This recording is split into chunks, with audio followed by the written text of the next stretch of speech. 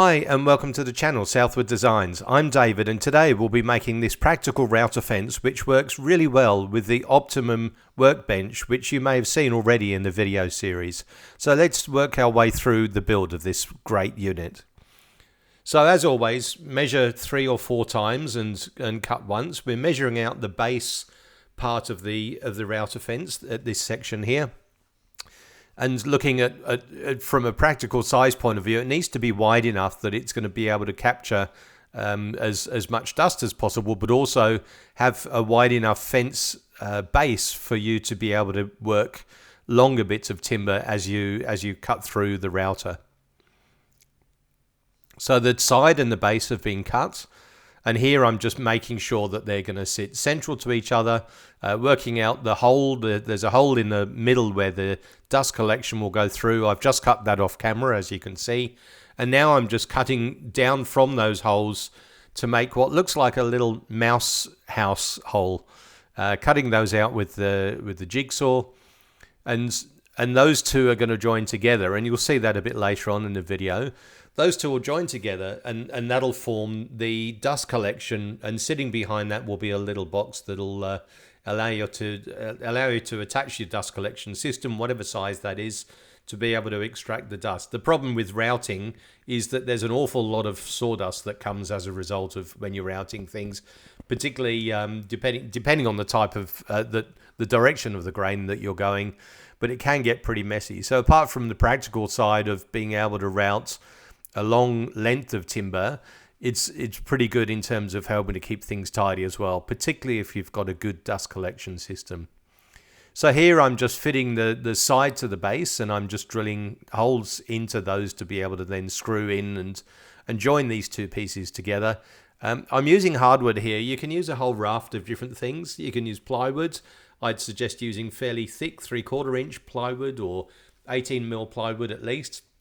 But you need something that's pretty solid, that's going to hold up to the weight. You know, routers move pretty fast, and in terms of spin speed, you want to make sure that it's nice and solid so that you don't have any movement when you're routing, just to avoid any sort of risk or any accidents. So now, having joined those two together, I'm giving them a bit of a sand to get them nice and smooth. Maybe I should have done that before I joined them together, but that's okay. I'm doing that at the join. Join was a pretty good seal and at right angles, but just to finish it off nicely before we then go on to build the box section.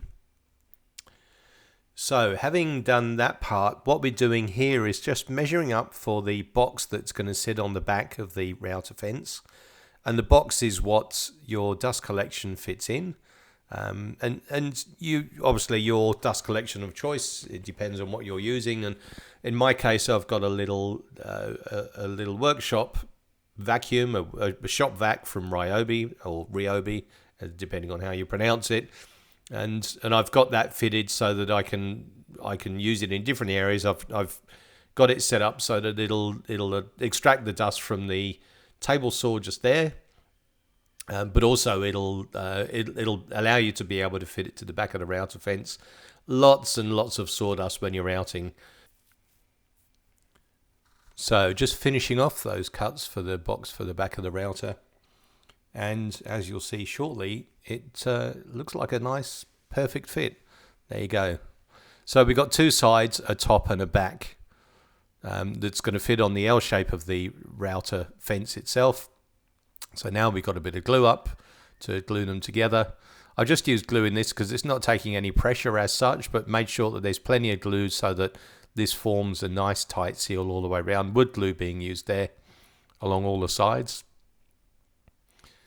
And once they've been glued on and put into position, we're just going to grab some clamps and clamp them up and leave that the appropriate time to dry. Depending on the glue that you use, there's quick drying glue that's possibly usable to a gentle state in about 10 or 15 minutes, but comes strong in about an hour. Or a standard wood glue, you'd probably allow 7 hours. I did several hours, I beg your pardon. And I did that with this.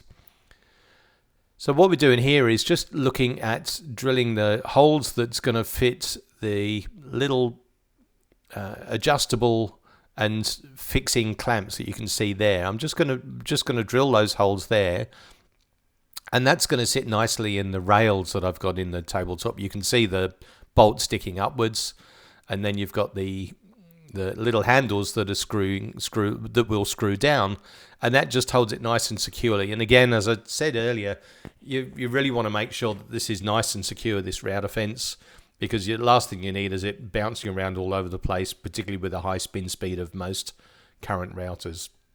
So you see that fits on nicely, and it allows it to slide back and forward, and you can actually get the right size or the right position you need versus the router bit itself. That's obviously on backwards, but I'm just making sure that it's a good tight fit.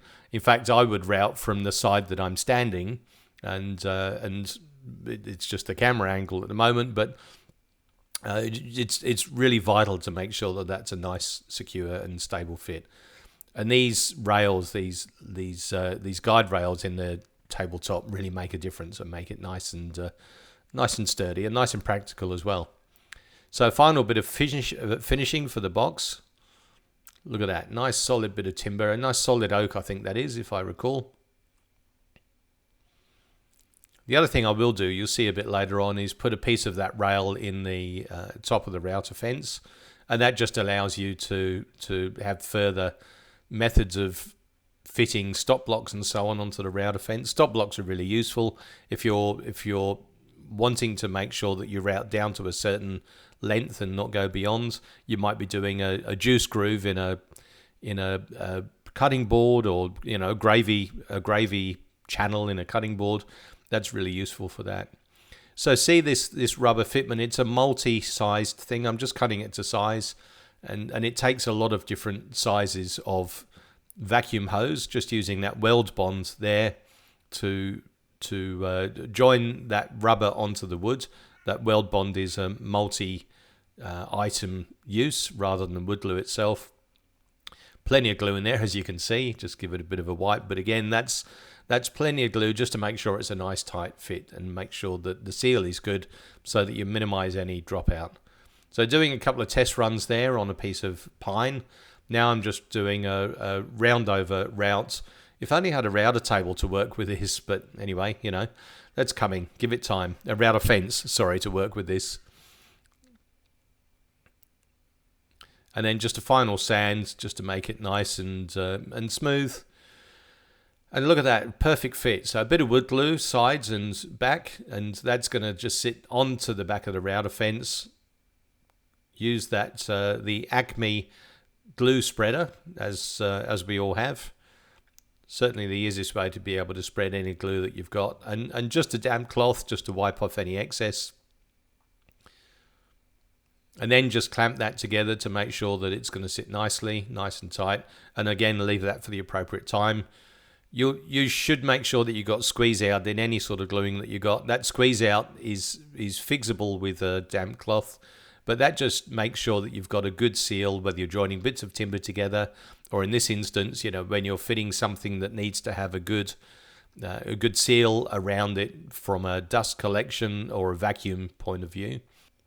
So there you have it. That is the finished product. We've just run through a few images of the thing in place and in use. You can see the rail at the top. Hope you've enjoyed this relatively short video working on the router fence for the Optimum workbench. As before, if you like the video, like and subscribe, and you'll be able to see any future videos that we have. Thanks for watching, and cheers.